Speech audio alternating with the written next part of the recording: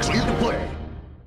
Fire warriors, and then in that case they will have their own marker light support. I don't need to bring the pathfinders because they'll have 2 marker drones with each unit. Now, once again, very expensive.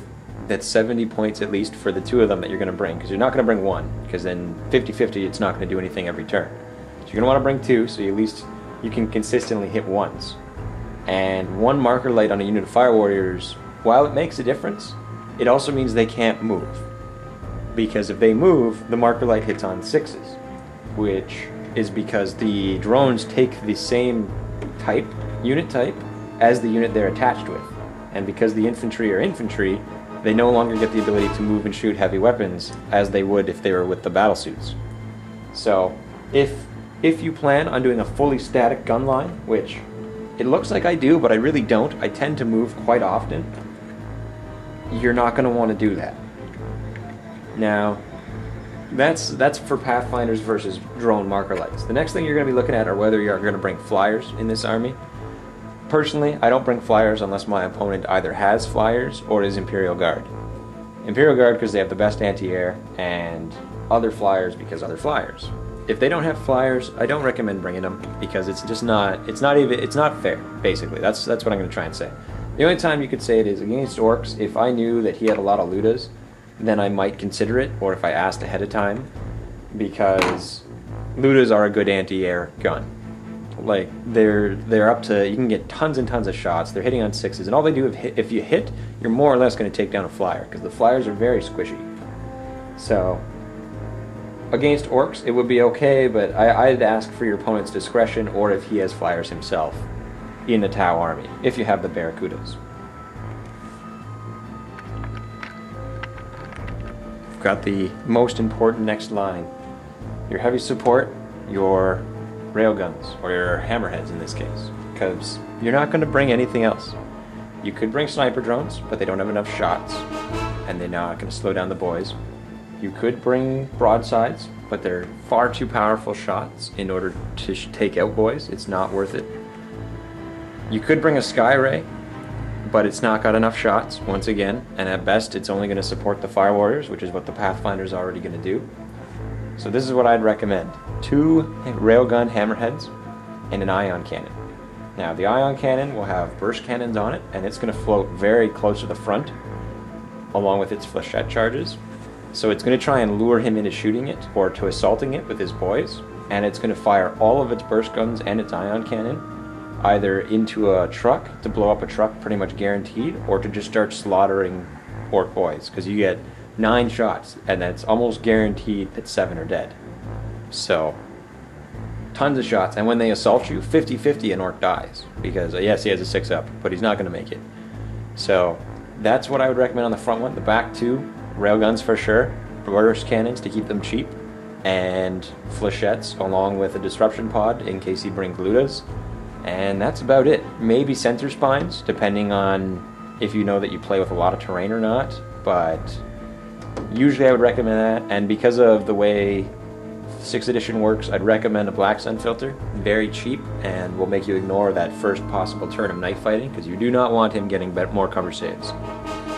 That's what I'd recommend on those. It goes pretty much the same for the Devilfish transports, but they're only there to let you reroll the scatter for your commander. So this is what I'd recommend. This is a general idea of an army I would bring up against an Ork list. I don't know what he would be bringing, but like I said, this is the assumption. So here's what we have to counter everything. I'm going to go over the battle plan now. Turn 1, you deploy your troops. You're going to deploy all of this in the back. Everyone who's back there. The Pathfinder teams, they're going to scout move further up into a piece of terrain, or further out to the sides into a piece of terrain, and sit down and hunker down, and that's it for them. Fire warriors are going to line up across the front as much as they can, getting as many of them in cover and in range as possible. The hammerheads, the 2 railguns, are going to go in opposite corners of your deployment in the back. That way he can't rush both. And always keep the back of the hammerhead, always keep this back end hugging the back of the table. So like it's got on the back of the screen right there, you're going to want it hugging the back of the table, because Def Coptas will easily destroy a hammerhead if they get behind it. So don't let it do that, though. It'll go down pretty easy if they get to the side, but it's almost a guaranteed loss if they get behind. At least it's 50-50 if they get it in the side. And they can outflank, so be prepared for that. That being said, constantly move your tanks. Every turn, no matter what your options are, no matter what you're doing, even if he's nowhere near you, move 2 inches. Because then you get your drink. You get your 5 up, and because of your disruption pods, you're going to have a 3 up against anything past 12. But at least a 5 up save. Even if it doesn't look like he's going to come in, no matter, even if you don't think he could make it, there's always a chance that something that could go wrong, and you're going to want that defense. What if he accidentally has a weird boy, does the WOG teleport spell, and shows up right behind you with 20 boys and 2 of them have rockets? You've pretty much killed that tank. Even just the boys on 6s, they can glance the back of you. Always move your tanks. Always, always, always, and keep the back to the wall. The other hammerhead, that one, not as much of an issue because you are using it as bait. Probably keep it lined up with the fire warriors, either just behind or in between 2 of the formations.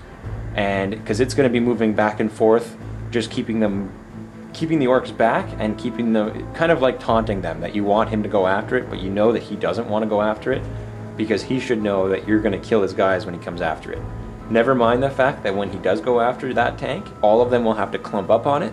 And then if he kills the tank, you use one of the other 2 hammerheads to drop a large blast on them. In addition to that, you've got your battle suits. Now they're going to be in reserve. You plan to deep strike with those. You're going to want to deep strike as soon as you can get in. So hopefully you can get lucky, but you want to deep strike in and immediately start destroying Ludas, Ludas and the cannon truck. What is it called? Looted wagons. Those. That's what you're going to want to start killing. Now, if he doesn't have those, when you go up against him, you realize that, oh wow, he only has 2 units of Ludas.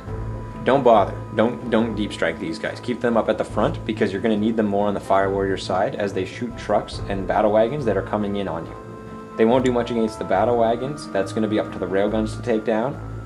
But at least they can get beside the battle wagons and take them out with their plasmas and missile pods, and the commander still has his melt-a-gun. So he will break off from the rest of the unit and go up on his own, because with iridium armor, he's basically a truck. But that's only if you realize that he doesn't have very much in the way of long-range support firepower. But that's how I would deploy and how I would prepare.